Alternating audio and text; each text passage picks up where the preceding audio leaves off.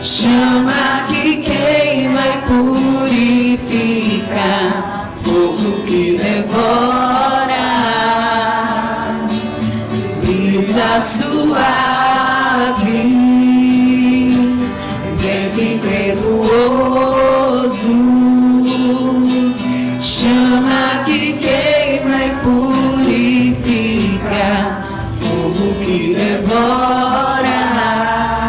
Como é bom sentir, como é bom sentir o teu amor tocar em mim.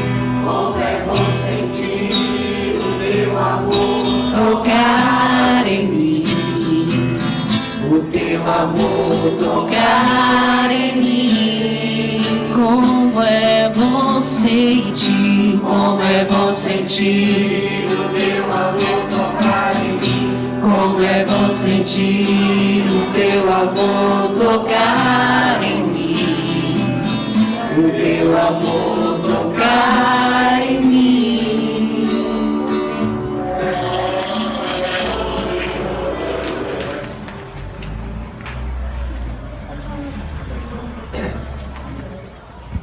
Ainda nesse clima de oração, de olhos fechados ainda, agradece a Deus porque você está aqui.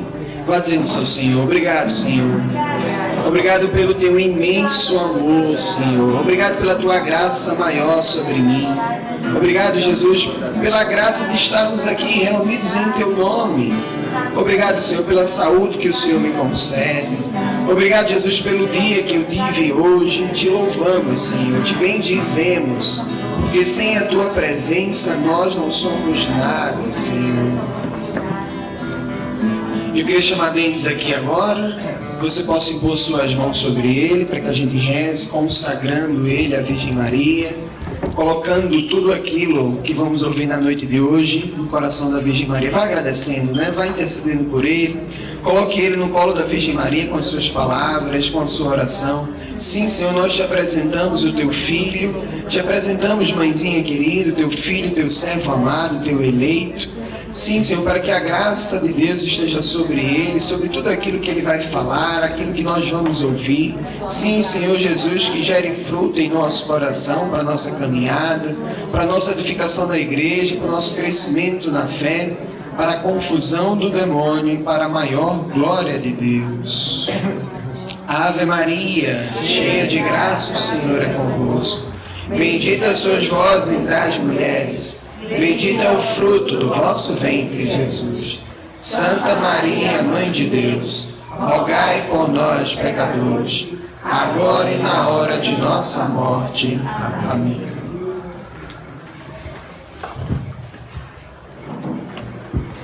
Boa noite. Boa noite.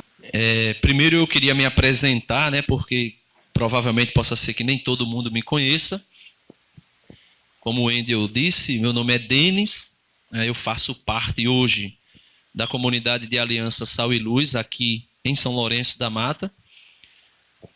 Essa comunidade ela tem como carisma, como desejo vocacional,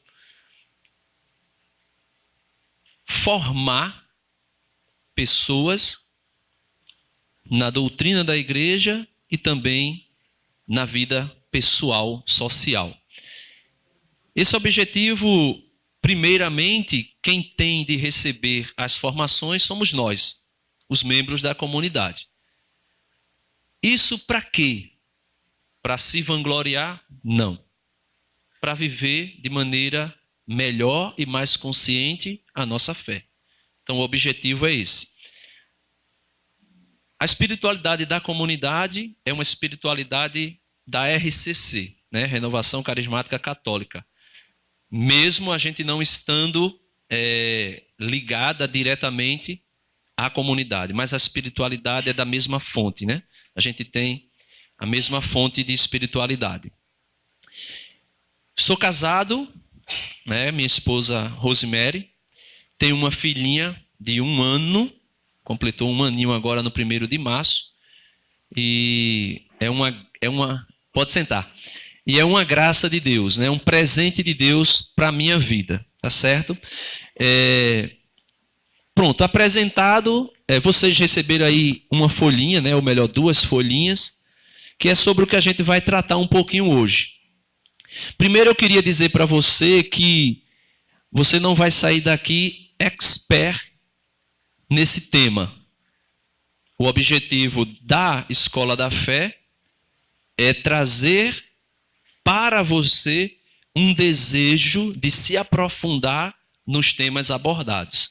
Até mesmo porque os temas que são abordados em 1 hora, ou um pouquinho mais de 1 hora, não tem condição alguma da gente findá-lo, né? Acabá-lo, terminá-lo. Então, é só para que você desperte e, despertando, você possa procurar conhecer mais intimamente o que vai ser apresentado. Esse livro aqui que está na minha mão, né, é o Compêndio do Vaticano II.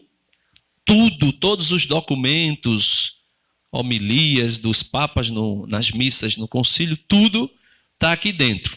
Então, o que a gente quiser aprender sobre o Concílio Vaticano II, tem nas livrarias católicas, é só comprar e ler. Tá certo? Então, está aqui, ó. A gente vai falar um pouquinho sobre uma Constituição que foi aprovada no concílio. Eu trouxe esse livrinho aqui, que eu comecei a ler, né, ainda não terminei, porque a gente vai lendo, aí depois vai ler outra coisa que está precisando para um momento fazer uma partilha, e acabei não lendo tudo. O Banquete do Cordeiro, a Missa segundo um Convertido, de Scott Hahn. Não sei se vocês conhecem. Ele é um ex-calvinista que se converteu assistindo a missa em uma capelinha escondido dos protestantes, porque ele queria conhecer a missa e o propósito principal era para criticar ou para falar algo contra os católicos quando ele fosse fazer as suas pregações ou as suas missões. E de repente esse homem se apaixonou pelo que viu e não conseguiu deixar de ir à missa. Começou a ir à missa todos os dias, né? E indo à missa todos os dias, aí foi que ele se apaixonou ainda mais e não conseguiu mais ficar lá no calvinismo, que ele era calvinista das igrejas reformadas, né? Reformada não, né? Revolucionárias, que a gente não pode chamar isso de reforma. Isso foi uma revolução, uma revolta contra a igreja. Então tá aí, a folhinha, a gente vai, provavelmente deve estar se falando de concílio nessa característica de documentos, começando hoje.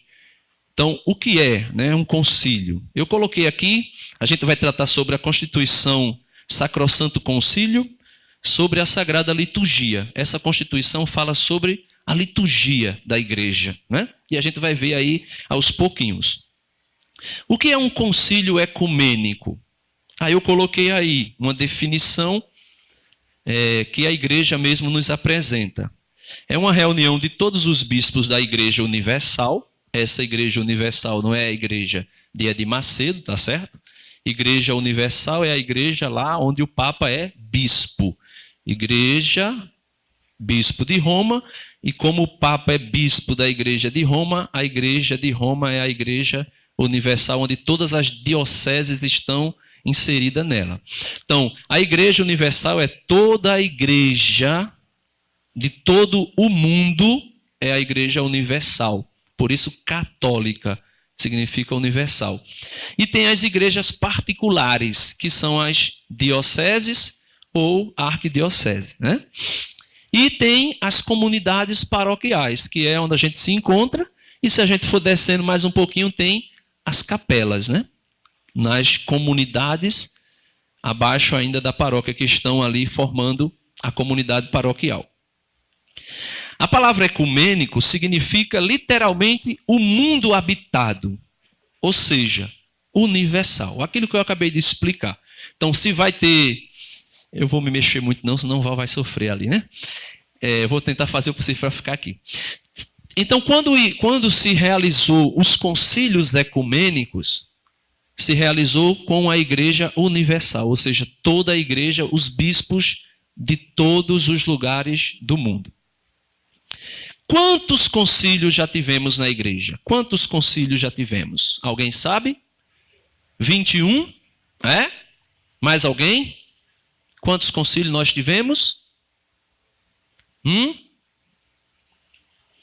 Eu engoli aqui, eu ocultei uma palavrinha aqui já para dar uma casquinha de banana. Quantos concílios tivemos na igreja? 22 concílios. Agora, ecumênico, 21. Né? Eu coloquei de propósito para ver se alguém. 21 concílios ecumênico. O concílio, né, que foi o primeiro na igreja foi o concílio de Jerusalém, que está lá em Atos dos Apóstolos, capítulo 15, se eu não estou enganado. Onde Tiago, o bispo de Jerusalém, Pedro, o apóstolo Paulo, e se eu não estou enganado, Barnabé, decidiram sobre alguns pontos para que alguém pudesse ser católico, cristão católico. Os judaizantes diziam que se um católico, se um pagão se convertesse ao cristianismo, tinha que se submeter à circuncisão. Vocês sabem o que é a circuncisão? A circuncisão está lá no capítulo 17 de Gênesis, onde Deus faz aquela aliança com Abraão e diz, olha, a criança depois de 8 dias de nascido, será circuncidado o seu prepúcio, aquela pelezinha do órgão masculino, aquela que cobre a cabeça do órgão genital masculino, era puxada aquela pele, cortada, fazia uma cisão, aquela cisão ficava em forma de círculo, por isso circuncisão, e ela formava-se ali uma aliança na carne. Aí a igreja, o apóstolo Paulo dizia que não precisava da circuncisão da carne, mas a circuncisão do coração. E a igreja vai ver que o batismo é a nova circuncisão. Certo? Então o primeiro concílio da igreja foi para tratar disso. E também tratou sobre as carnes sacrificadas aos ídolos, que era para se abster, não comer carne sacrificada aos ídolos e nem comer animal que fosse morto de maneira de morte sufocada, né? Então tem isso aí. E também as uniões ilegítimas, ou seja, matrimônios que não eram matrimônios, eram outras coisas e que deveria ser resolvida aquela questão. Agora, os concílios ecumênicos foram 21. Né? E a palavra ecumênico, a gente já ouviu, é universal. Certo? O Concílio Vaticano II foi um concílio pastoral. O que quer dizer isso? Um concílio pastoral. Os outros concílios, os 20, né? Os 20 concílios que a igreja teve antes do Concílio Vaticano II, foram concílios doutrinários, concílios dogmáticos. Ou seja, concílios que era para resolver questões a respeito da doutrina. Por exemplo, concílio de Nicéia, concílio de Calcedônia, concílio de Constantinopla, Constantinopla II, e assim vai, sucessivamente, até chegar o Concílio Vaticano I. Era para tratar de doutrina, definir doutrina. Nos primeiros concílios se definiu o quê? Deus é trino. Jesus é Deus, aí foi se tratar sobre, não vou entrar em detalhes, se tratar sobre a pessoa de Jesus, se Jesus é Deus, se a natureza humana e a natureza divina, se uma subjuga a outra, essas coisas desse gênero. O Espírito Santo, se eu não me engano, foi em Calcedônia. O Espírito Santo é Deus, é uma pessoa da Trindade, aí se decidiu também isso. Então, os 20 concílios antes do Concílio Vaticano II, todos eles foram doutrinários, foram dogmáticos, para tratar de doutrina. A igreja dizer isso aqui se crê, isso aqui não se crê, isso é heresia. Né? Houve uma ruptura na igreja em 1054, quando a igreja do Oriente se separou da igreja do Ocidente. Aí as igrejas ortodoxas separaram da igreja de rito oriental, né? Ocidental. Mas isso aí também é outro tema que provavelmente deve se falar, ou já se falou aqui na Escola da Fé, mas futuramente deve se falar dessa questão do primeiro cisma da igreja. Mas eu queria dizer para vocês por quê. Falar sobre isso um pouco. Porque A Igreja Católica Apostólica Romana, existem algumas outras igrejas que também são Católica Apostólica Romana. Por exemplo, a igreja de rito maronita, a igreja copta, a igreja... não estou lembrando agora todas. Eu sei que são 21 igrejas que ainda estão em comunhão com a Igreja Católica, que tem o Papa como cabeça da igreja, né? Mas são outros ritos. Não sei se vocês acompanham a Canção Nova, mas tem uma missa, se eu não me engano é Padre Adriano Zondonar, se eu não me engano, que celebra uma missa em rito maronita, né? Não sei se vocês já viram, que tem Nossa Senhora do Líbano, se eu não estou enganado, é na igreja Nossa Senhora do Líbano. Então é uma igreja um pouquinho diferente, é uma liturgia um pouquinho diferente, mas faz parte, está em comunhão com a nossa igreja. A duração do Concílio Vaticano II foi de 62 a 65. Então tivemos aí quantos anos de concílio? 3 anos de concílio. Então isso aqui que está na minha mão e que eu posso ler agora bem facilmente, com um acesso bem favorável, durou 3 anos com mais, se eu não estou enganado, foi mais de 2.000 bispos, eu não sei, né? Mas são muitos bispos debatendo sobre como apresentar a doutrina da igreja para o mundo moderno. Aí muitas vezes alguém como eu ou você ou qualquer um de nós pega o compêndio, começa a ler o compêndio, começa a interpretar, feito os protestantes que interpretam a Bíblia de acordo com a sua vontade, aí começa a interpretar ali de acordo com a vontade, sem estar dentro do espírito do concílio, e começa a dizer que o concílio não valeu. E tem gente que chega a dizer que existe uma igreja antes do concílio e uma igreja pós-conciliar, como se a igreja de Cristo se dividisse em 2 igrejas. Se a gente for pegar e aceitar a igreja antes do concílio, ou alguns liberais que dizem que a igreja começou a ter vida depois do Concílio Vaticano II, aonde fica toda a história da igreja? Principalmente se tratando daquilo que foi a época da cristandade, onde a igreja católica era católica de fato, era universal.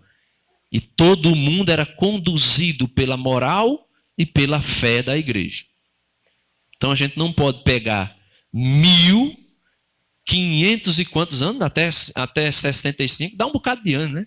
A gente não pode pegar isso tudinho e jogar para trás e dizer não serve mais. Ou pegar o concílio de 3 anos que a igreja do Brasil hoje vivencia e dizer assim, também não serve. Não serve, não tem serventia. Não. Sabe por quê? Porque, como eu disse, o Concílio Vaticano II foi um concílio pastoral. Então ele não tinha, como essência do concílio, objetivo nenhum de trazer uma doutrina nova. Ou de definir alguma doutrina. Era a doutrina de sempre para ser apenas apresentado com uma linguagem nova. Agora, essa linguagem nova é mal interpretada. Essa linguagem nova também pode ser de maneira realmente de livre e espontânea vontade, usada de má gosto. Tá certo? Então, os papas que foram os papas conciliar, foi João 23, São João 23 hoje, né? Que convocou o concílio, que governou a igreja de 1958 a 1963. Então, João 23, olhando para o mundo moderno, disse, nós precisamos apresentar a doutrina de sempre ao homem moderno, em uma linguagem acessível, que ele possa compreender os mistérios da igreja, a doutrina da igreja, integralmente, sem tirar ou sem acrescentar nada, numa linguagem que ele possa experimentar essa doutrina e trazer para a vida e vivê-la. O Papa que terminou o concílio, porque São João 23 morreu antes de concluí-lo, foi o Papa Paulo VI, que governou a igreja de 1963 a 1978. Então, esses 2 papas inspirados pelo Espírito Santo, porque o Concílio Vaticano I foi um concílio que definiu a infalibilidade papal. Aonde dizia, o concílio disse, porque o Concílio de Trento refutou isso da Reforma, que a Reforma dizia por meio de Lutero que o Papa era falível com relação à fé e moral. E o Concílio de Trento disse que não, que era infalível. E o Concílio Vaticano II veio retomar, o Concílio Vaticano I veio retomar isso, porque o que tinha sido definido no Concílio de Trento estava sendo esquecido. Então, se eu acredito que o Papa é infalível, e quando aqui diz infalível, não é que o Papa não peca. São João Paulo II, por exemplo, se confessava toda semana. Então significa dizer que ele é falho, no sentido de que ele é também pecador. Mas quando o Papa, entre aspas, eu vou usar esse termo para que você possa entender, quando o Papa senta na cátedra de Pedro para definir algo da doutrina, para dizer algo dali, revestido da autoridade de Cristo, aí ele é infalível. E um Papa jamais vai desdizer ou desmentir ou dizer que o Papa anterior ensinou algo errado. Por exemplo, São João Paulo II disse: com a autoridade que Cristo me concede, eu defino, está definido, o sacerdote jamais se casará. O padre jamais será um homem casado. Então, se por um acaso o Papa Francisco ou outro que vier disser a partir de agora o Papa pode casar, o padre pode casar, aí ele vai estar indo contra algo que o outro Papa, ou seja, um dos dois errou. Mas se existe uma infabilidade a respeito disso, então o Papa jamais irá se contradizer. Tá certo? O assunto principal do Concílio Vaticano II, eu já falei, mas eu vou ler aqui, diz assim: apresentar ao homem do nosso tempo a verdade de Deus pura e integral, contida na doutrina da Igreja de Cristo, de uma maneira que ele possa compreender e aceitar esta verdade. Então era esse o objetivo do concílio. O espírito do concílio era esse. O espírito do concílio não era fazer algumas coisas que começou a se fazer na igreja depois do concílio, principalmente na liturgia eucarística, né? A Constituição Sacrosanto Concílio, ela fala de alguns pontos da liturgia. Primeiro, natureza e importância da liturgia na vida da igreja. A liturgia na vida da igreja é essencial. Uma igreja sem liturgia não é igreja.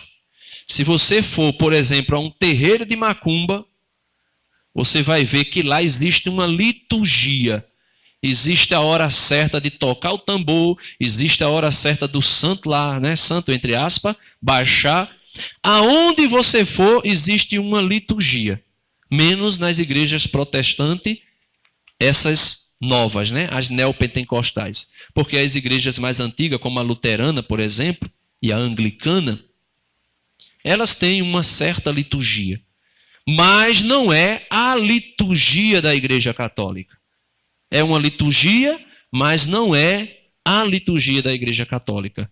Existe uma diferença muito grande, tá certo? A obra da salvação. Jesus foi enviado pelo Pai.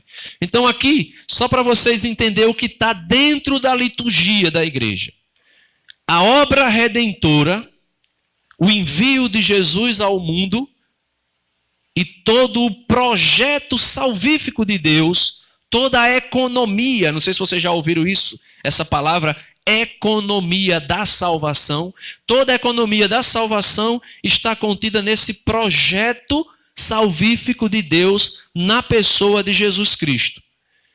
E isso está dentro da liturgia. Assim como o Pai enviou Jesus, e enviou para quê? Para nascer no nosso meio, para crescer no nosso meio, para anunciar o Evangelho, para anunciar o reino, para morrer na cruz, para ressuscitar e para nos salvar, né? A obra da salvação contida na igreja pela liturgia. Como o Pai enviou Jesus, ele envia seus apóstolos para pregar o Evangelho, que vai além da fala, mas flui da liturgia. Ou seja, Scott Hahn, que eu trouxe o livro, eu gostaria que depois vocês, quem não leu, comprasse, né? Scott Hahn, ele viu o Evangelho. Se você ler esse livro, ele falando do relato da conversão dele, ele disse que ele viu o Evangelho, não somente o Evangelho, mas também todo o Antigo Testamento e principalmente o Apocalipse na missa. Tintim por tintim. As vestes do sacerdote, a maneira que o sacerdote entra na assembleia, no altar, a maneira, a referência, o incenso, o glória, o Cordeiro de Deus, tudo que Jesus realiza em vida dentro da missa está contido. E a gente não vê se a gente não conhecer o que nós estamos celebrando. Conhecendo, a gente pode ver isso tudo. E celebrar de maneira ativa e participativa. E depois eu vou chegar nesse participativa, porque a gente pensa que participar da missa vai além de conhecer e de viver o mistério. E às vezes aí começa até a fazer coisas que, né? Val deu uma risadinha ali, acho que Val já entendeu. A liturgia na terra e no céu. Na liturgia da terra, participamos de certa maneira da liturgia do céu. A cidade santa, a Jerusalém do Alto. Jesus é o sumo e eterno sacerdote.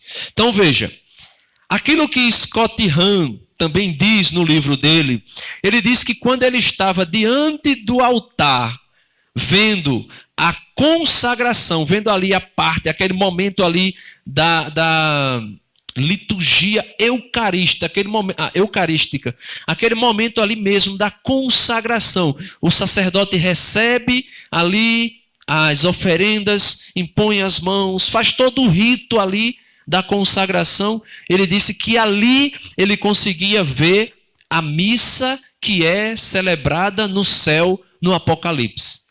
Quando ele diz que vê o Cordeiro, capítulo 5 do Apocalipse, eis que no céu, de lado do trono do Altíssimo, estava o Cordeiro de pé como que imolado.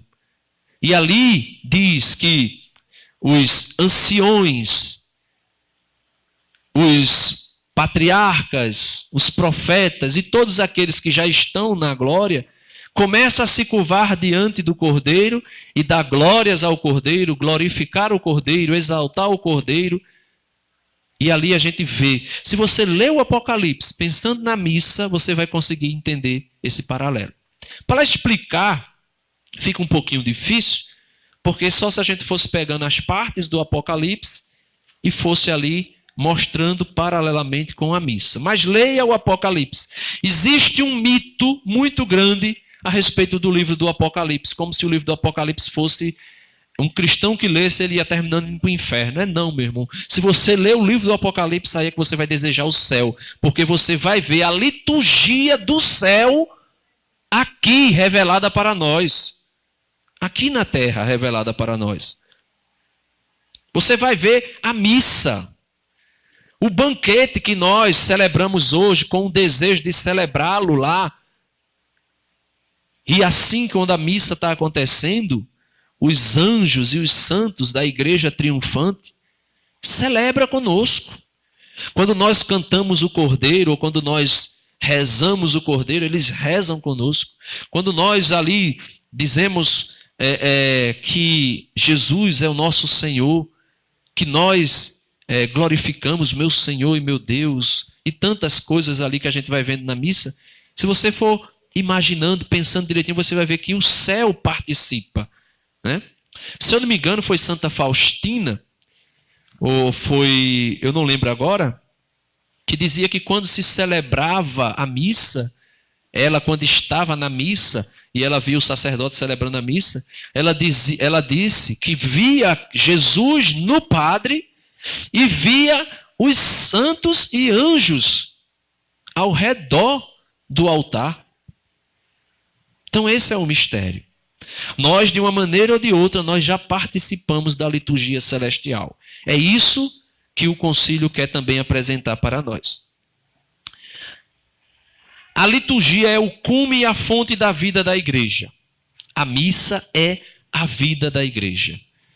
Sem a missa, o Papa João Paulo II, São João Paulo II, escreveu uma encíclica sobre a Eucaristia, e o nome agora, no latim, o título eu não vou lembrar, né? Mas é sobre a Eucaristia. Ele vai dizer que a missa, ou melhor, ele vai dizer que a igreja nasce da Eucaristia e se alimenta da Eucaristia. Por quê? Porque Jesus, antes de ser sacrificado no altar da cruz, ele celebra aquele sacrifício da cruz em forma de ceia.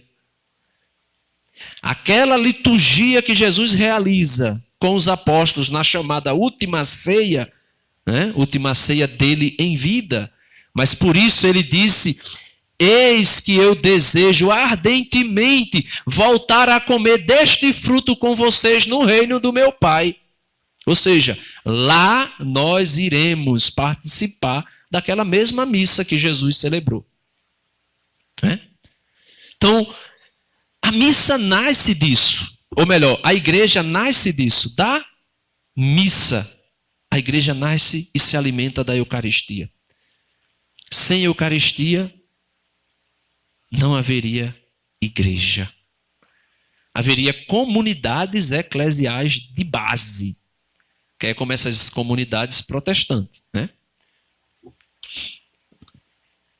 A formação e participação litúrgica, que eu vou correr um pouquinho, que eu não sei quanto tempo eu tenho, mas isso aqui não é tão fundamental para nós, mas eu queria falar dele porque a Constituição dogmática, ou melhor, a Constituição Sacrosanto Concílio, diz que existe essa necessidade para com aqueles que vão ser sacerdotes.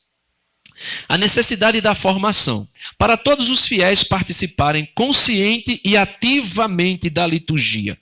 Então, é necessário uma formação. Nós precisamos ser formados a respeito daquilo que é a liturgia eucarística.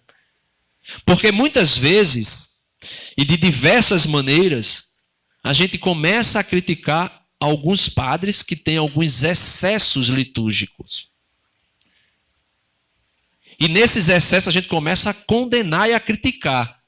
Mas também nós, leigos, cometemos muitos excessos. Muitos, não são poucos. A começar das nossas vestes, dos nossos comportamentos, dos nossos cacuetes na missa, né? Existem muitos cacuetes nossos na missa, que não é próprio para a missa. Até eu escutei uma expressão, mas é muito forte, mas porém é verídica, né? A respeito de bater palmas na missa, por exemplo. Alguém pergunta: se você estivesse diante de Jesus pregado na cruz, você bateria palmas ali, como você faz na missa, se sacudindo, dançando, né? Olhe para Nossa Senhora, olhe para a esposa de Cleofa, olhe para Maria Madalena e olhe para João, o discípulo amado, de pé diante da cruz, e veja a maneira que eles contemplam a liturgia que é celebrada na missa. Nossa Senhora está ali sofrendo com Jesus. E é por isso que o apóstolo Paulo disse: eu desejo completar em minha carne as dores de Cristo. E tantos santos fizeram isso, né? Os professores de liturgia devem ter sido formados em um instituto especializado, para só assim darem aula em seminários, nas faculdades de teologia e nas casas de religiosos. Por quê? Porque eles têm que ser formados em um instituto especializado. Porque se não for alguém que conheça a liturgia, pode começar a ensinar coisas que não é da liturgia. Se um seminarista começar a pensar que a missa é somente um banquete, eu estou dizendo é somente um banquete porque o sacrifício hoje celebrado é em forma de ceia, mas é sacrifício. Incruento, mas é sacrifício. Né? Então, se começar a pensar que é somente um banquetezinho, aí vai acontecer os excessos que acontecem. De padre querer celebrar até com pipoca em cima do altar, com outras coisas, com pessoas vestidas de outras maneiras, né? Tá certo? Então, é preciso alguém que conheça a liturgia, que viva a liturgia e que se celebre a liturgia da maneira que o missal pede. Eu vou falar daqui a pouco do missal de Paulo VI, mas o missal, ele tem uma ordenância de como fazer. Letras vermelhas dizendo como fazer e letras pretas o que deve ser feito. E eu não posso passar nem de uma nem de outra. Se eu passar, quando eu digo o padre, né? Se o padre passar, ele já está colocando coisa deles. E Jesus disse assim, que o teu sim seja sim, que o teu não seja não. Se passar disso, vem do maligno. A missa é um ato de Jesus Cristo. E o padre é persona Cristo, pessoa de Cristo. Ele não pode querer fazer o que Cristo não fez. Ele tem que fazer o que Jesus fez, né? A formação litúrgica dos candidatos, isso aqui já foi, não foi? A formação litúrgica dos candidatos ao sacerdócio, os clérigos devem receber uma formação que os introduza no espírito da liturgia. Pronto, era isso que eu estava falando anteriormente. Se um jovem seminarista e depois futuro padre não receber uma formação litúrgica, e aqui, gente, a Sacrosanto Concílio, ela não foi unicamente e tão somente para a liturgia eucarística, foi para toda a liturgia da igreja. A gente um pouquinho mais para frente vai chegar nisso. Se ele recebe uma formação que não o introduz dentro do espírito da liturgia, ele vai começar a fazer coisas que não é da liturgia. A gente vai passar aí um vídeo, e esse vídeo vai falar um pouquinho sobre essas questões da liturgia. Daqui a pouco eu digo a Val um ok para ele colocar o vídeo. Eu só queria falar de esses 3 pilares da missa, né? Os 3 pilares da missa. O primeiro, o sacerdote é diferente do povo. O sacerdote precisa entender que ele é sacerdote. O povo, a assembleia, nós somos um povo sacerdotal. Participamos pelo batismo do sacerdócio de Cristo, mas é um sacerdócio extraordinário. Por exemplo, ministro extraordinário da Sagrada Comunhão. Por quê? Porque o ministro ordinário, ordenado, né, e é aquele que celebra a Eucaristia, é o presbítero. Então, a gente precisa entender isso. O padre precisa entender que ele é diferente do povo, e o povo precisa também saber que é diferente do padre. Porque senão, se a gente não entender que nós não podemos fazer as vezes do padre, quando o padre for dar a bênção, é um exemplo bem pequeno, mas para a gente entender, quando o padre vai dar a bênção final, quando o padre diz assim, a nossa proteção está no nome do Senhor, aí o povo responde, que fez o céu e a terra. Nos abençoe o Deus que é, aí o povo na frente do padre, Pai, Filho e Espírito Santo. Não. Quem dá a bênção é o padre. É o sacerdote. E nós concluímos ali, né, dizendo, assim seja. Amém. Às vezes o padre pega ali na doxologia, né? Com Cristo, por Cristo. Se ele parar, a assembleia celebra. Porque todo mundo, com Cristo, por Cristo, em Cristo. Não, gente, ali é do padre. Ó, esse jornalzinho, eu não gosto muito dele, não. Mas ele coloca para nós qual é o papel do padre e qual é o nosso. Porque a gente fala muito dos excessos dos padres. Que os padres celebram errado, que os padres estão celebrando aquilo que não é para celebrar e coisa e tal. Mas e nós? E nós, né? Esse é o primeiro pilar. A gente precisa saber qual é o nosso lugar e qual é o lugar do sacerdote. E o sacerdote também tem que saber isso. A presença de Cristo é real. Transubstanciação. Lutero dizia que era consubstanciação. Ou seja, quando se celebrava a liturgia, Jesus se fazia presente com o pão e o vinho. A Igreja Católica diz que é transubstanciação.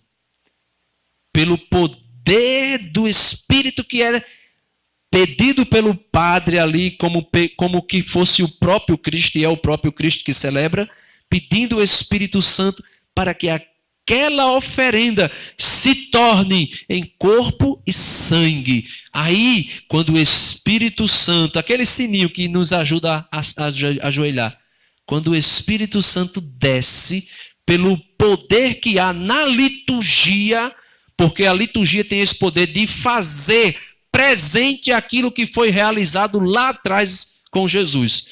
Nesse momento se torna corpo e sangue de Cristo. Se nós fôssemos fazer uma pesquisa sem precisar assinar, eu acredito que muitos padres já dizia e diria que não acredita que Jesus está vivo e presente na Eucaristia. E eu estou dizendo isso porque a gente vê a maneira que se celebra. E pela maneira que se celebra a gente consegue perceber. E pelo amor de Deus, eu não estou aqui julgando consciência de ninguém. Porque a consciência, somente Deus pode ir lá. Mas os atos demonstram muito disso. A maneira que se trata o Santíssimo ao tirá-lo do sacrário ou pôr no sacrário, mostra isso para nós. E a gente não consegue ver outra coisa senão perdeu a fé. Celebra como se estivesse celebrando um banquete somente. Uma ceia, como as igrejas protestantes celebram. Um símbolo, mas não é um símbolo. Porque Jesus disse lá no capítulo 6 de João, você pode ler todinho, tem um discurso ali, Jesus falando sobre o pão do céu. Ele diz, isto é verdadeiramente o meu corpo e é verdadeiramente o meu sangue. Ele diz, quem comer a minha carne e beber o meu sangue, permanece em mim e eu nele. Vou abrir uma brecha aqui, né? O livro aqui do convertido, Scott Hahn, com relação a essa presença de Jesus. Santo Inácio, no ano 107 depois de Cristo, ele precisou aquilo que o apóstolo Pedro diz: vocês precisam estar prontos para dar testemunho da razão da vossa fé. E o imperador perguntou a ele o que era que a Igreja Católica celebrava, porque foi acusada de canibalismo. Porque dizia, olha, os cristãos eles estão comendo a carne do tal Jesus e bebendo o sangue do tal Jesus. Aí o Império Romano disse, canibalismo. E aí já ia começar a atacar a igreja de maneira ainda mais pesada. Aí Santo Inácio escreveu dizendo assim, né? Eu não vou ler aqui como ele coloca, vou ler só a parte que está também no Catecismo da Igreja, ele dizendo o que era a liturgia eucarística. Ele diz assim: no dia que se chama do sol, ou seja, o dia que se chama do sol, o domingo, celebra-se uma reunião de todos os que moram nas cidades ou nos campos. E aí se lê, enquanto o tempo é permitido, as memórias dos apóstolos ou os escritos dos profetas, ou seja, aquilo que está no Novo Testamento e no Antigo Testamento. Quando o leitor termina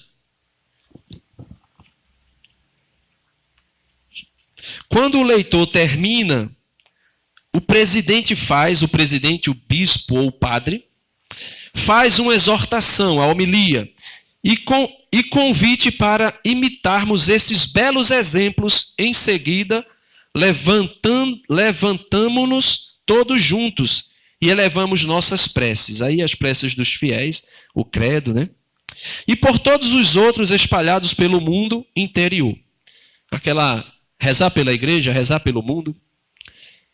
Suplicando que nos conceda, já que conhecemos a verdade, ser encontrados por nossas obras como homens de boa conduta e observantes do que nos mandaram, e assim consigamos a salvação eterna.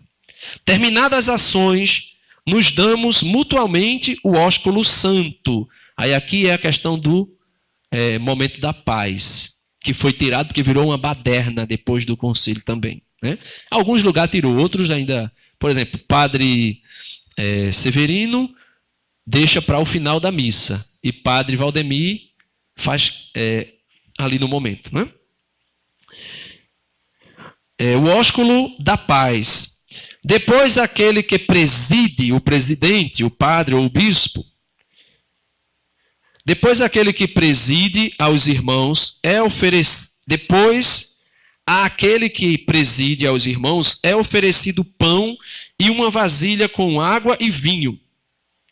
Pegando-as, ele louva e glorifica ao Pai do universo, através do nome de seu Filho e do Espírito Santo, e pronuncia uma longa ação de graças, em grego, Eucaristia,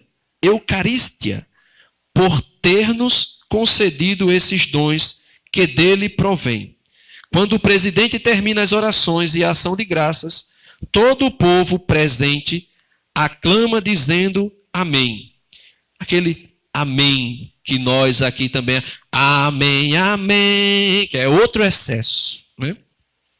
Depois que o presidente deu a ação de graças e todo o povo aclamou, os que entre nós se chamam ministros dão a cada um dos presentes parte do pão, do vinho e da água, sobre os quais se pronunciou a ação de graças, e os levam aos ausentes. Ou seja, dá para ver aqui nitidamente que é a missa, né? Como a gente conhece, com pequenos detalhes um pouquinho diferentes. Então, deixa eu correr aqui. Então, é Jesus que está. É Jesus. Não é um símbolo. Quanto tempo eu tenho, Val?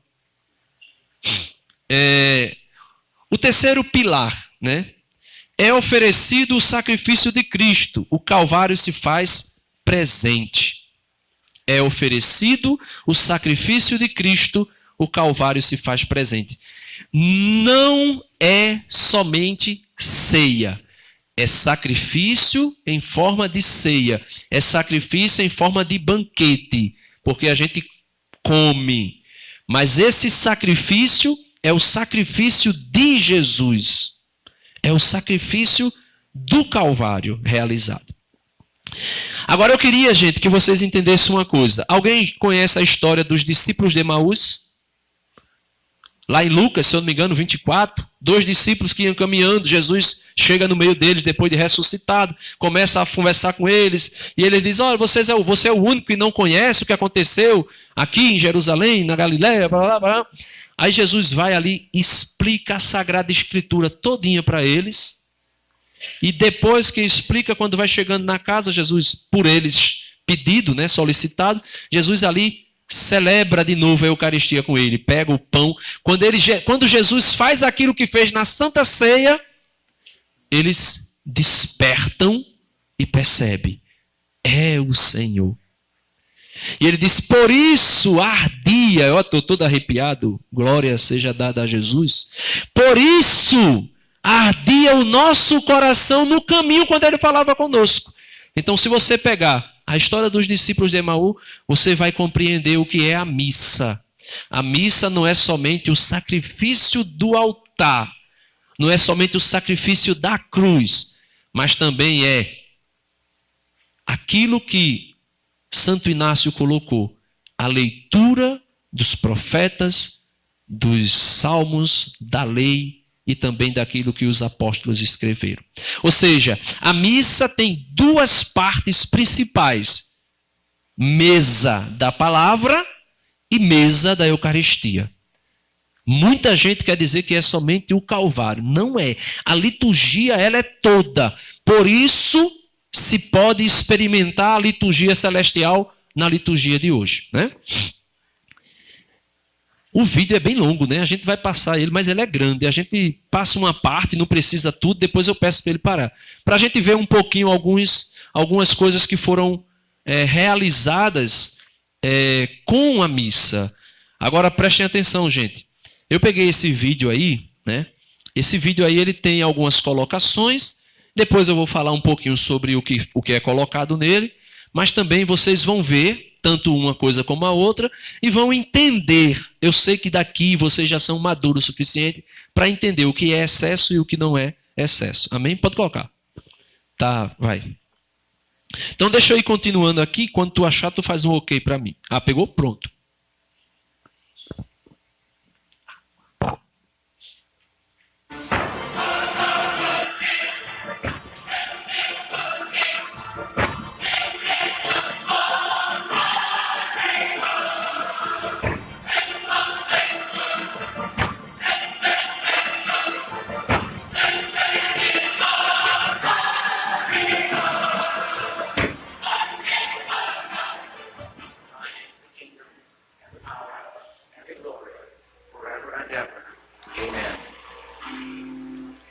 Our Lord Jesus Christ, on the night when he was betrayed, took bread, and when he had given thanks, he broke it for you.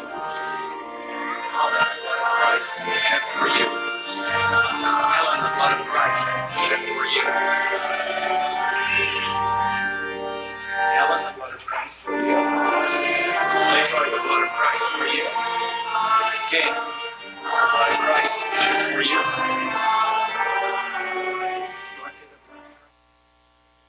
Angelina gloriosi corporis mysterium sanguinisque preciosi Miserate vestri potens Deus et dimissis peccatis vestris perecat vos ad vitam aeternam. Indulgentiam absolutionem et remissionem peccatorum vescorum, quibad vobis omnipotens et misericordias Dominus.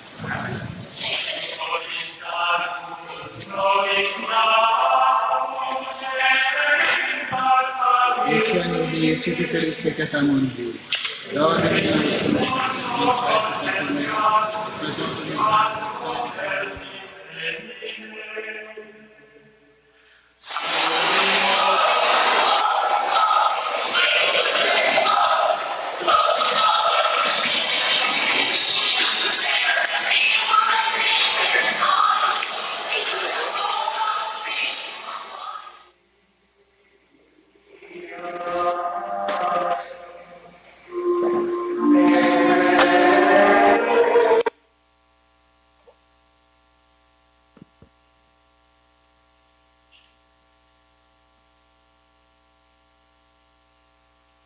Deu um pulinho, não foi? Ali, acho que ele... Não, deixa o outro para lá. Pronto, gente, vê só. Eu acho que deu para ver mais ou menos aí. Eu vou pedir para Val deixar já as fotos prontas aí, para a gente também ver. Mas vejam só, existem duas missas, né, no rito romano, que é da nossa igreja, e que é celebrada. A missa tridentina e a chamada missa nova. Mas não é a missa nova, é a missa ordinária, a missa que se celebra hoje. É essa missa que a gente vai, né? Então eu vou falar um pouquinho sobre isso. Vai colocando as fotos aí, Val. É essa, aí o padre abençoando o povo com água benta. Ali a missa tridentina. Aí a missa tridentina também. Continua. Missa tridentina. Aí a missa, um padre aí tentando, né? Eu acho que isso é um vídeo, é? É o vídeo. Pode colocar um pedacinho aí pra gente ver. Pronto, são as fotos. Foi o mesmo, não foi? É o mesmo, né? Pronto. Pronto, tá bom. Pronto, então a gente viu aí. Pronto, vê só, gente. Pega a tua folhinha aí e acompanha aqui novamente, né? A missa tridentina, tá aqui, missa de Pio V, é a missa tridentina. É a liturgia da missa do rito romano, das edições do missal, promulgada em 1570 a 1962. Então, a missa tridentina é aquela missa que a gente viu em algumas fotos, em algum momento ali, o padre celebrando.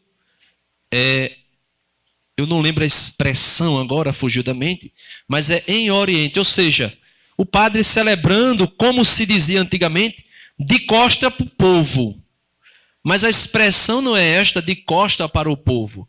É de frente para o altar. Aí se celebrava em latim. A missa em latim. Com algumas diferençazinhas, né, em termos de maneira de expressão. Né? Então, a missa tridentina que se dizia celebrada de costa para o povo, e a missa normal, que chama-se missa nova, que é celebrada de frente para o povo. Primeiro, a missa tridentina não era celebrada de costa para o povo, era celebrada para Deus, de frente para Deus, e toda a assembleia ficava também de frente para o altar. Da mesma maneira que nós ficamos, o sacerdote, com exceção do sacerdote, que também ficava de frente para o altar.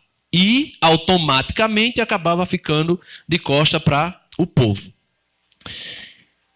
Na Conde da Boa Vista existe uma missa tridentina.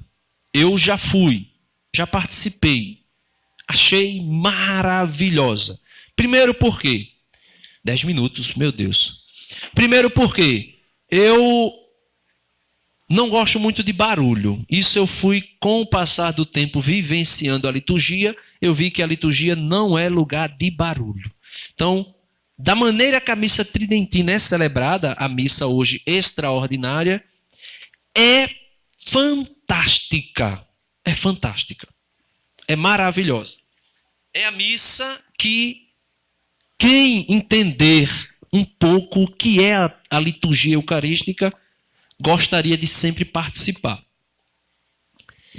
Eu, porém, não frequento com frequência, porque existe algo, como eu estava comentando com o Val, que não me dá a mesma liberdade, e aqui não é liberdade para fazer o que eu não devo fazer, mas a liberdade de compreender verdadeiramente ali como está sendo celebrado, porque eu não conheço nada de latim. Apesar que a missa a gente não precisa, no sentido aqui de conhecer o mistério. O mistério já está dizendo mistério. Se a gente conhecer aquele mistério, deixa de ser mistério, deixa de ser algo que é próprio de Deus. E passaria a ser algo humano. Aí qualquer pessoa celebraria, né? Mas eu tenho um pouco de dificuldade para viver a missa tridentina como eu vivo a missa chamada nova, mas a missa ordinária. Simplesmente por isso, por eu não entender o latim e também não ter uma frequência assídua. Aí eu tenho dificuldade de compreender. Aí eu fico mais à vontade na missa ordinária. Agora, porém, pega a sua folhinha aí, missa de Paulo VI. A missa nova, né, essa palavra nova me deixa encucado, que é como se a missa, a outra não valesse, fosse ultrapassada, fosse caduca, mas é a mesma missa, com algumas diferenciazinhas da maneira que se celebra, né?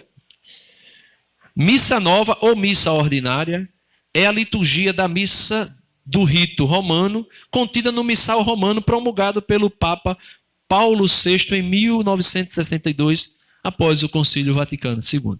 Então, o Papa, tem até assim, algumas pessoas que dizem, o missal de Paulo VI destruiu a liturgia. Tem gente que diz, não, gente, não destruiu. O missal não dá brecha para essas coisas que a gente viu aí. Se você pegar o missal romano aqui na paróquia, ou na sua paróquia, ou na sua capela, se você pegar o missal e você for ler ali, você vai ver que a liturgia ordinária não dá brecha alguma para esses abusos litúrgicos. Ele tem na sua tradução alguns termos que levam a entender outra coisa do que é a liturgia.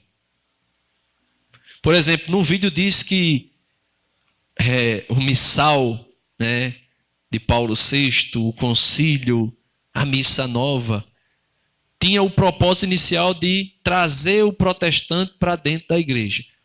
Isso aí eu sei que tinha influência protestante no concílio indiretamente. Não diretamente, mas indiretamente.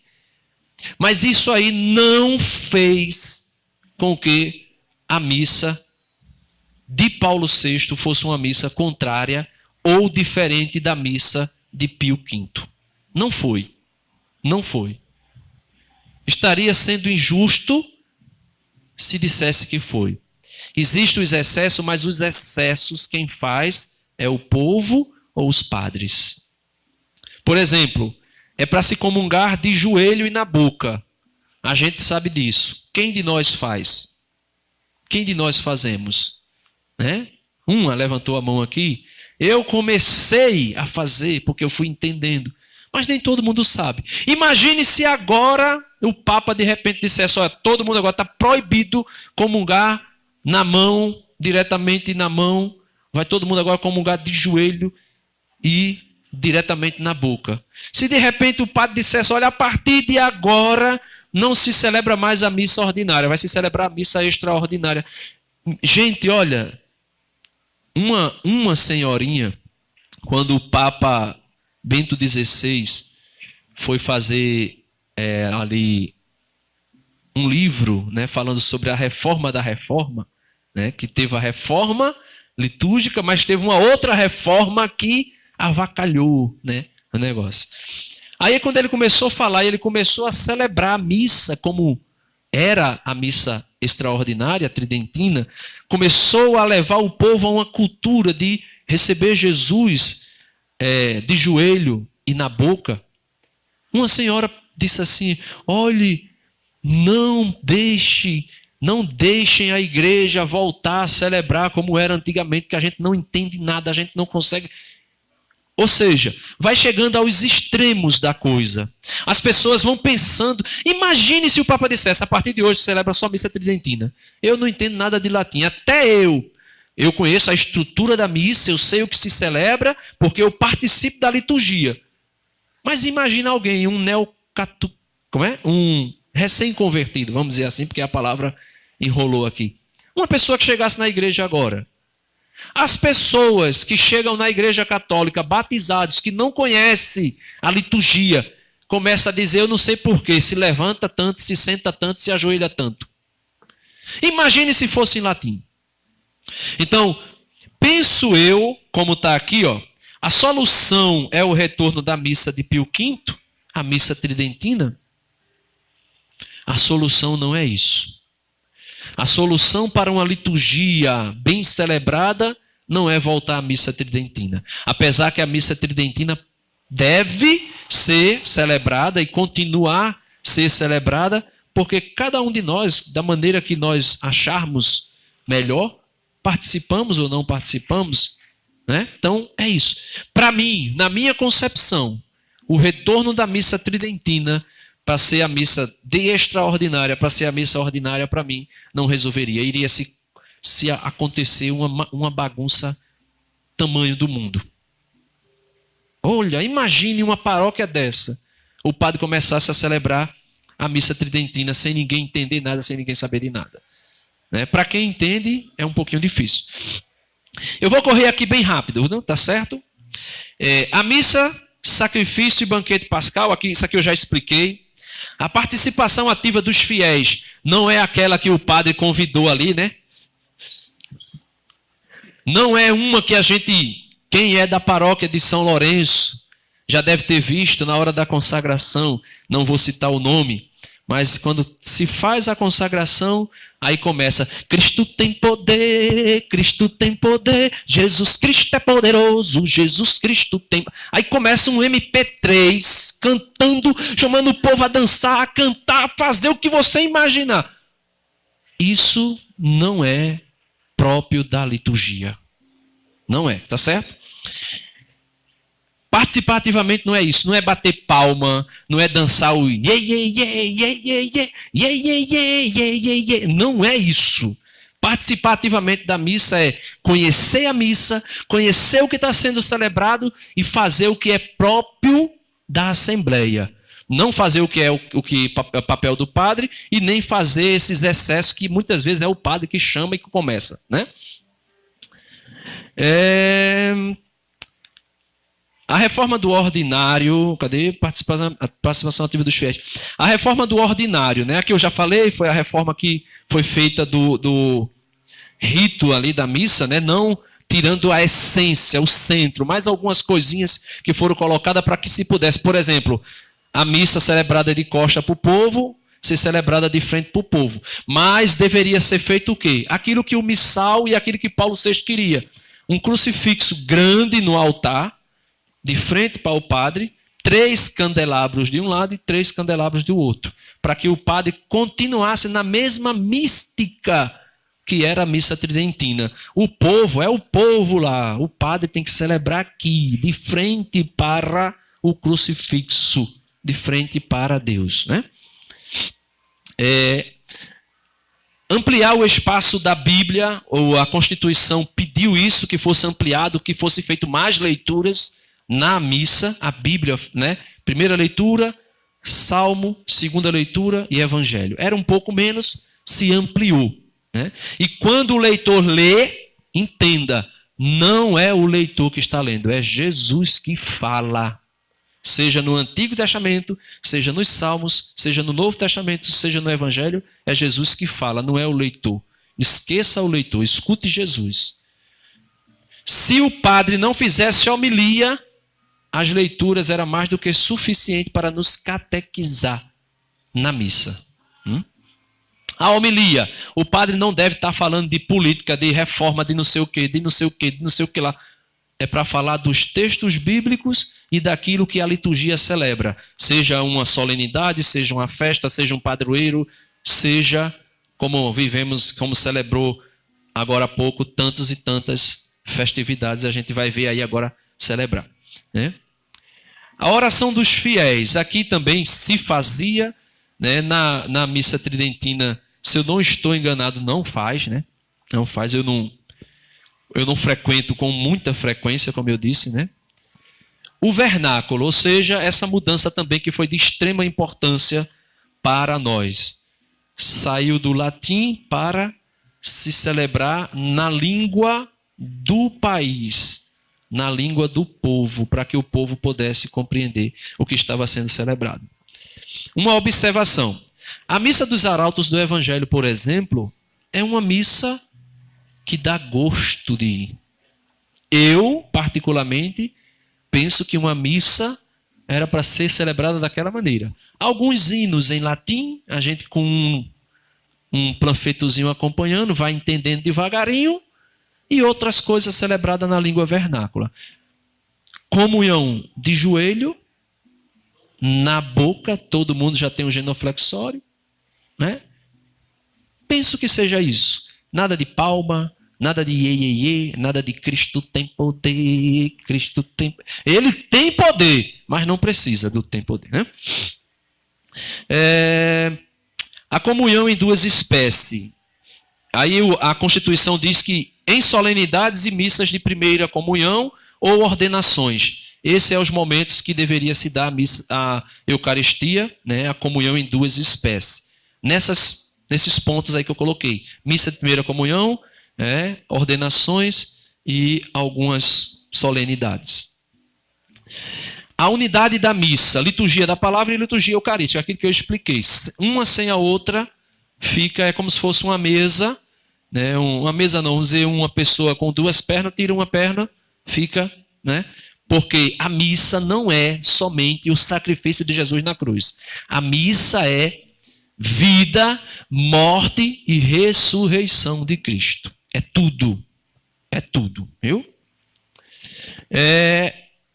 O concelebrante compete ao bispo estabelecer as normas para a concelebração na diocese. Então é o bispo que define se pode concelebrar, se não pode, em que momento deve, em que momento não deve, né? Se pode concelebrar em missas solenes ou não. Aí o bispo é quem vai decidir. Só que muita gente começa, né, a achar, muitos padres começam a achar, vai ter alguma coisa ali, um padre vai celebrar, eu sou padre, aí já vai para lá, aí já vai com a sua roupinha, seus paramentos, que quer celebrar. Não, né? Os outros sacramentos tiveram sua liturgia reformada também, né? Então existiu uma reforma aí nos outros sacramentos, porque a liturgia abrange tudo, não é só o sacramento da Eucaristia, mas todos os outros, batismo, crisma, unção dos enfermos, matrimônio, ordem, todos os outros sacramentos também tiveram a sua liturgia reformada e também traduzida para a língua vernácula. A reforma do ofício divino, a liturgia das horas, nós que fazemos parte da comunidade Sal e Luz, nós rezamos, né, principalmente, né, de maneira assim mais direta, as laudes, as vésperas e as completas. Se der tempo, todas as horas. Se não der tempo, principalmente essas três. Laudes pela manhã, véspera no finalzinho da tarde e completas no momento de ir dormir. Né? No momento que vai dormir. Lá faz um exame de consciência também. Não vou entrar em detalhes. E se abriu isso aos fiéis, né? No Concílio Vaticano II, se abriu isso para os fiéis. Era somente os padres, os bispos e os religiosos que podia fazer essa oração. E essa oração é uma oração que é universal, é toda a igreja que reza. Quando eu estou rezando, fazendo as minhas laudes, eu estou rezando com toda a igreja do mundo todo a mesma oração e as mesmas intenções. Aí ali eu posso colocar também as minhas intenções, que dá uma brechinha, como na missa também. A língua oficial da liturgia das horas era o latim, com exceção dos padres que têm dificuldade. Então existiam alguns padres que tinham dificuldade no latim e, para rezar, poderia rezar na sua própria língua. Mas a língua oficial também era, como a missa tridentina, o latim. Com essa reforma se abrindo para os leigos, aí se traduziu também, a gente pode rezar também. Qualquer pessoa aqui pode rezar, tá certo, gente? É aberto para nós. A música sacra e as artes sacras. Isso aqui é música, a gente vê os excessos, bateria, teclado e muita coisa. E às vezes até no momento da Eucaristia tem gente querendo conduzir o povo a... Levanta sua mão para Jesus, só que lá... Não tem necessidade disso. Somente cante o que é para ser cantado. Só. E procure a missa, a letra que seja litúrgica. Né? Que seja litúrgica. E as artes sacras, né, que são essas questões de confecções, coisas que estão, por exemplo, nos paramentos litúrgicos do padre. Tinha até uma foto aí, não sei se vocês viram, acho que a gente não colocou, de um padre que estava com a sua túnica aberta, e a túnica dele tinha o Superman desenhado. Né? Mostrou, não foi? O Superman desenhado, porque ele ia celebrar para as crianças e estava com o Superman. Aquele outro padre lá com um negocinho aqui na cabeça, uma coisinha, uma peninha, não sei o quê. Ou seja, gente, não dá mais tempo, mas isso aqui é só para vocês ficarem com o desejo de procurar conhecer esses documentos e aprender um pouco mais sobre a nossa igreja. Quem conhece a igreja, ama a igreja. Quem ama a igreja não é infiel a ela e nem é apóstata, nem abandona a igreja. Amém? Louvado seja nosso Senhor Jesus Cristo. eu queria que você pudesse aplaudir Jesus. Não é para mim, mas para Jesus, né?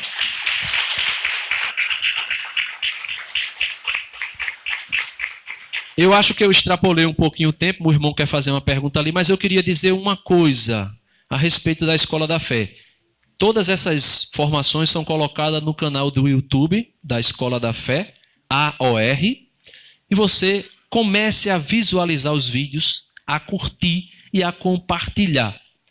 Essa semana, agora, ontem, eu estava vendo uma pregação de Endel, né, que foi para a família, famílias, transfigurai-vos no Cristo. Eu gostaria de dizer que Endel me ajudou um bocado de coisa aí na minha conversão no casamento. Já estou aqui me organizando, porque tem muita coisa para ser convertida, viu? De fato, eu não estou aqui querendo colocar, né? Mas de fato.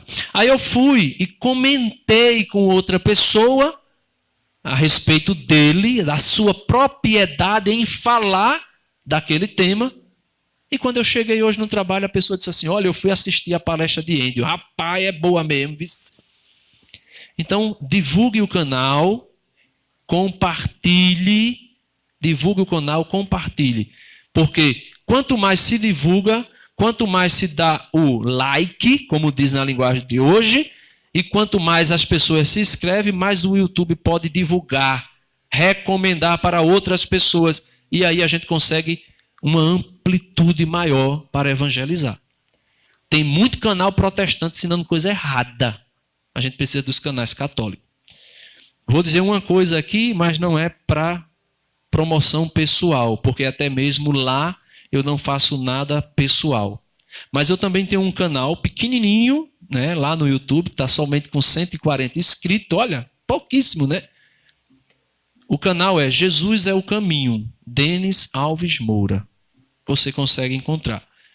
Se você quiser e desejar, assista alguns vídeos. Vídeos pequenininhos, 5 minutos, 10 minutos, 15 minutos, que fala sobre a doutrina da igreja. Você não vai achar uma palavra minha. É aquilo que está no catecismo da igreja. Se tiver alguma coisa lá que não for do catecismo da igreja, não for doutrina da igreja, coloque lá no comentário. Denis, está errado. Aí eu vou fazer outro vídeo me corrigindo. Tá certo? Amém? O irmão ia falar, era o que, irmão? Foi muito interessante realmente a palavra. A gente sabe que todo mundo absorveu alguma coisa, né? Sendo que às vezes é como um padre tivesse uma formação e o outro tivesse outra, né? Porque uns fazem alguma coisa na missa e às vezes a gente fica perdido na outra se pode fazer ou não, lógico. Essa palestra que você deu, a gente absorveu muita coisa. Hoje eu aprendi que tem muita coisa errada que eu faço. Inclusive a gente foi numa igreja, numa comunidade, que eu não vou falar, e a pessoa estava dando a comunhão como se estivesse jogando, né? E a gente achou um absurdo, não foi, Pedro?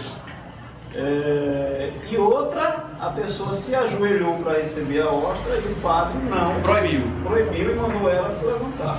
Então, às vezes, a gente fica assim perdido, sem saber, às vezes, o que fazer. Né? E a gente não sabe, e no momento desse, o que é que a gente faz? O que é que deveria fazer? No momento desse, o primeiro momento, por essa pessoa que está dando a comunhão como se estivesse distribuindo pipoca, a gente reza. Se a gente tiver condição de orientar, a gente orienta. Se não, a gente reza por ela. Sim, a pergunta dele é, foi em uma comunidade e viu alguém, né, um ministro, eu acho, né, o ministro extraordinário da comunhão, dando a comunhão como se estivesse dando qualquer outra coisa. Pipoca, por exemplo, né? E também, quando alguém foi se ajoelhar para comungar, o padre proibiu e levantou. Aí o que é que eu digo para as duas? Isso é uma questão minha, aqui é minha, pessoal, né? A minha orientação é, reza por essa pessoa que está dando comunhão de qualquer jeito, porque talvez ela não teve uma experiência com Jesus ainda, né? Ela está somente prestando serviço ali, e um serviço mal prestado. Você tenta orientar, se não consegue, reza por ela. E a outra questão é do padre. Lembrando, o padre é autoridade. Eu não posso ir lá e bater de frente com o padre. Já aconteceu comigo. Há um tempo atrás eu tentei começar a comungar de joelho. Mas toda vez que eu ia comungar, o padre me levantava. Toda vez que eu ia comungar, o padre me levantava.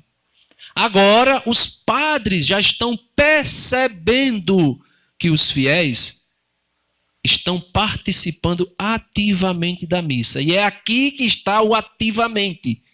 Participar conhecendo e fazendo o que tem que ser feito. Aí, como eles estão sabendo que a gente está conhecendo o que é de fato a missa, aí eles já estão ponderando. Mas se o padre lhe levantar, não tem problema, levante-se. Não vá brigar com o padre. Não vá brigar. Se você brigar, você perde. Já aconteceu comigo aqui em São Lourenço 2 vezes. Eu me ajoelhei, ele falou que levante, levante. Fez eu levantar, aí eu recebi. Logo em seguida ele me chamou lá na sacristia, quando terminou a missa, dizendo que aquilo era uma palhaçada. Ele disse, né? Então... Que eu estava querendo chamar a atenção do pessoal. Eu fiquei muito magoada. E eu disse para Jesus, eu disse, não, vou continuar recebendo do jeito que é para ser. E continuei. Né? Aí ele me orientou, não procure outro padre. Pronto, é o que eu ia dizer agora. Se aquele padre insiste em não permitir, né? Não é nem permitir, porque ele não poderia nem interferir. Né? Mas se ele insiste em arrumar problema, vá em outra paróquia. Participe da missa em outra comunidade. Nós, católicos, podemos participar da missa aqui ou no Japão. É a mesma missa. Agora, o que não pode é a gente bater de frente, senão a gente perde. Agora, porém, a gente pode dizer ao padre, padre, olha, se for chamada a atenção, não é palhaçada.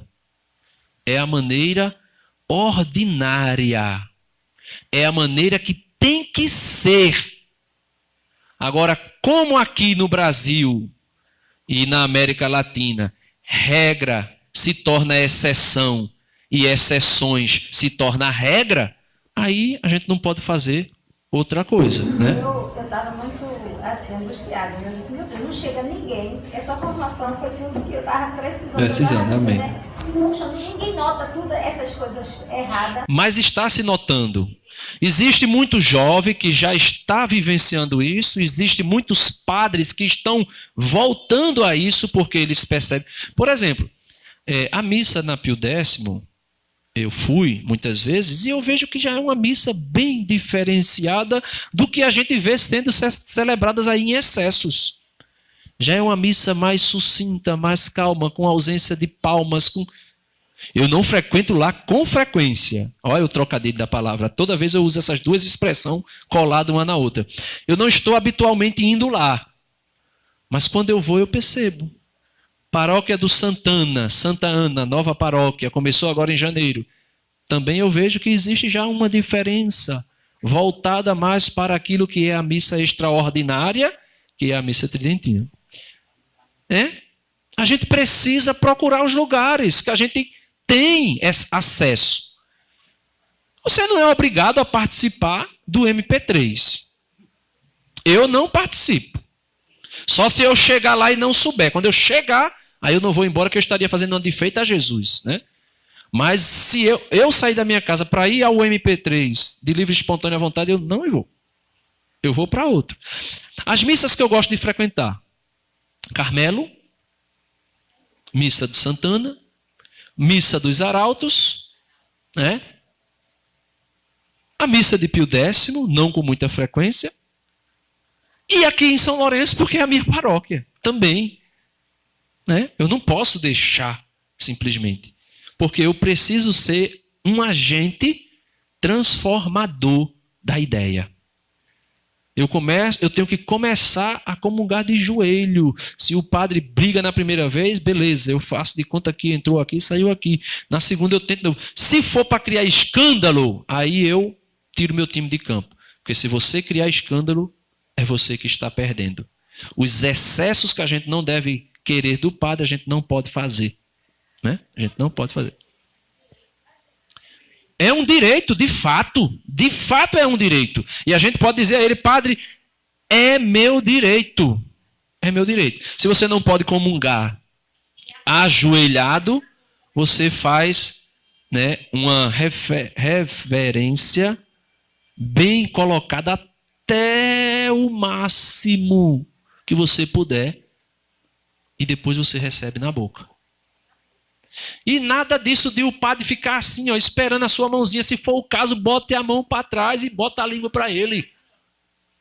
Bote a língua mesmo, para eles começarem a perceber. Por conta do HN1, né, se eu não me engano, é uma febre que teve aí começou esse negócio de dar na mão. Mas isso também foi desculpa de ativistas da teologia da libertação dentro da igreja, para ir ainda mais inculcando na cabeça do povo um espírito de rebelião e de transformar a missa naquilo que ela não é. Um banquetezinho onde todo mundo se senta, e como vocês viram na foto, o padre se senta lá no cantinho no chão, e o pessoal vem, pega a Eucaristia, molha no sangue de Cristo e comunga. Autocomunhão não é permitido, é proibido. Não é permitido. Não é permitido. Amém?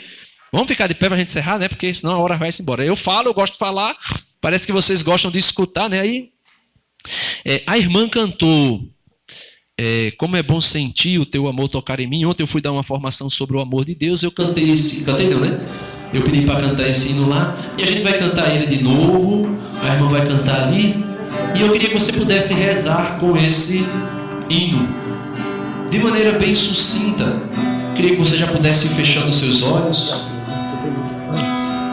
E fechando os teus olhos, eu queria que você pudesse mergulhar naquilo que é a liturgia da igreja, naquilo que são as liturgias de todos os sacramentos, principalmente na liturgia eucarística.